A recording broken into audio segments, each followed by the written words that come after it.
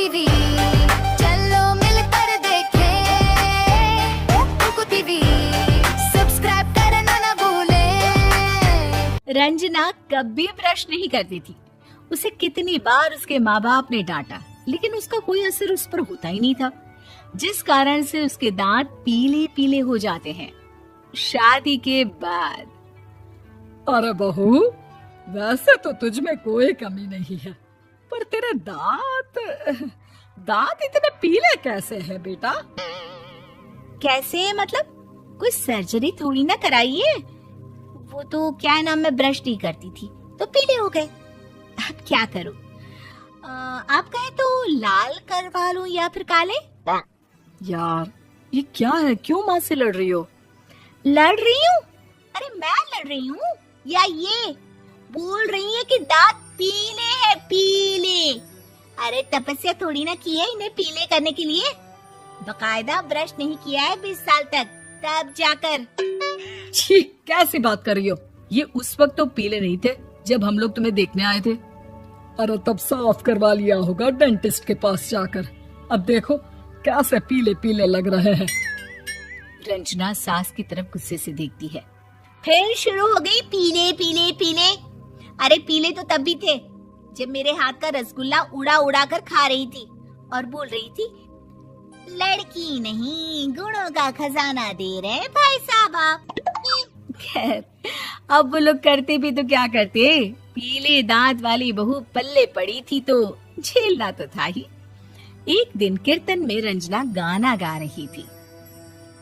अरे कमला बहन, माँ का द्वार है, यहाँ तो सब शुद्ध होकर आते हैं, फिर अपनी बहू को ब्रश भी नहीं करवाती तुम। दूर से पीले पीले दांत भक्ति में बाधा उत्पन्न कर रहे हैं। अरे कोई 2 साल के बच्चे थोड़ी ना लेकर आई हूँ मैं बहू बनाकर। अच्छी खासी लड़की है, अरे कैसे करवाऊं ब्रश? ये तो उसे खुद करना चाहिए ना। अब माँ बाप तो इसके जैसे तैसे निपटा दिए, ये नहीं सोचा कि सास कैसे संभालेगी। सास बहू को लेकर घर आ जाती है, लेकिन सोच लेती है कि अब इसे लेकर कहीं नहीं जाएगी। अगले रोज बहू कहती है, अरे क्या हो गया, मंदिर नहीं जाना क्या? कीर्तन का वक्त हो रहा है। मेरी मधुर वाणी से कान्हा जी जागते हैं और सोते हैं। आप तो जानती है ना उनकी भक्ति में कितना मन लगता है मेरा। वो क्या है ना, तबीयत ठीक नहीं लग रही है मेरी, आराम करूंगी मैं। तबीयत ठीक नहीं लग रही? अभी तो मिथुन के गाने पर नाच रही थी आप, और अब बोल रही है कि तबीयत ठीक नहीं लग रही। अरे भक्ति में मन लगा लो सासू माँ, ऊपर जाना है, क्या मुंह दिखाओगी आप? हाँ? सास को बहू की बात पर गुस्सा आ जाता है। मैं क्या मुंह दिखाऊंगी, इसकी चिंता तो ना कर, समझी? अपने मुंह की चिंता कर, जो ये पीले पीले दांत लेकर हर जगह पहुंच जाती है। पता है लोग कितना मजाक बनाते हैं। ना जी ना, मैं नहीं जाना कहीं तेरे साथ। तो ये बात है। कोई ना, मत जाओ, मैं अपने कमरे में ही बैठकर भक्ति कर लूंगी। ऊपर वाला दांत थोड़ी ना देखता है, मन देखता है, भावना देखता है। और अरे बस बस, तू सब कुछ दिखा, बस ये सफेद चमकदार दांत ना दिखाना किसी को, है? जा यहाँ से। बहू को सास की बात का कोई फर्क नहीं पड़ता, वो तो जैसी थी वैसी ही रह जाती है। सुबह नहाकर किचन में खाना बनाना, फिर खाना खाना, कीर्तन भजन करना और सो जाना। एक दिन, माँ जी मैं सहेली के घर जा रही हूँ, शाम को लेट आऊंगी। हाँ हाँ, तो जाना, मैंने कौन सा तेरी आरती करनी है घर पर बैठकर। रंजना सहेली के घर जाती है, जहाँ वो पार्टी में जाने की तैयारी कर रही होती है। अरे शिखा, कहाँ जाने की तैयारी कर रही है?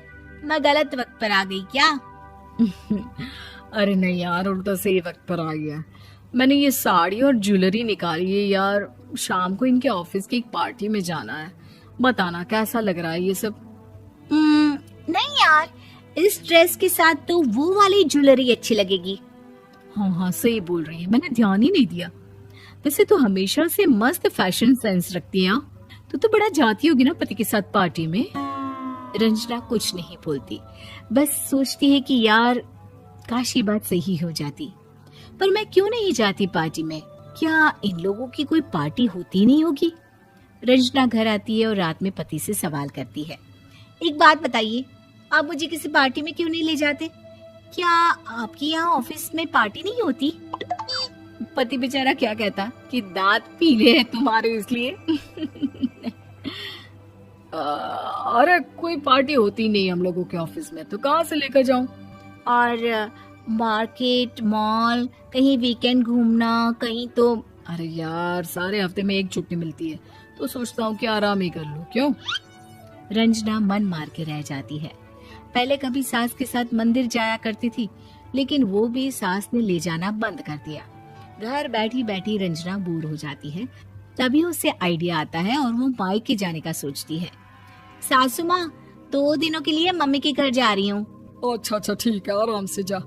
और हाँ, माँ से कुछ अच्छी आदत सीख कर आना कि कैसे शरीर के हर भाग की तरह दांतों की सफाई भी जरूरी होती है, समझी?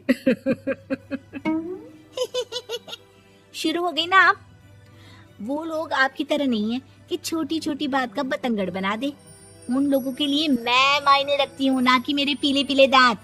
रंजना माँ को बिना बताए उन लोगों को सरप्राइज देती है, लेकिन जैसे ही वो दरवाजे पर पहुंचती है, अंदर देखती है कि घर वाले कहीं जा रहे होते हैं।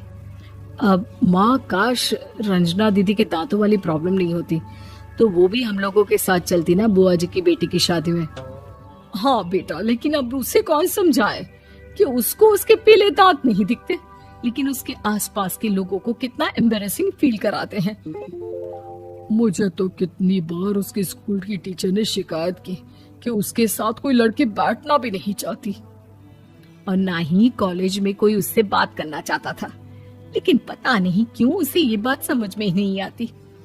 कोई कमी नहीं है उस लड़की में, बस यही कि दांत पीले हैं। वो तो भला हो जीजाजी और उनकी माँ का, जो दीदी को जैसी है वैसे ही रखा हुआ है। रंजना को अपने घर वालों की बात सुनकर बहुत दुख होता है। वो सोचती है कि वो क्या करे, लेकिन फिर वो सीधा डेंटिस्ट के पास जाती है, अपने दांत चमकाती है और कसम खाती है कि वो रोज ब्रश करेगी। अरे क्या हो गया?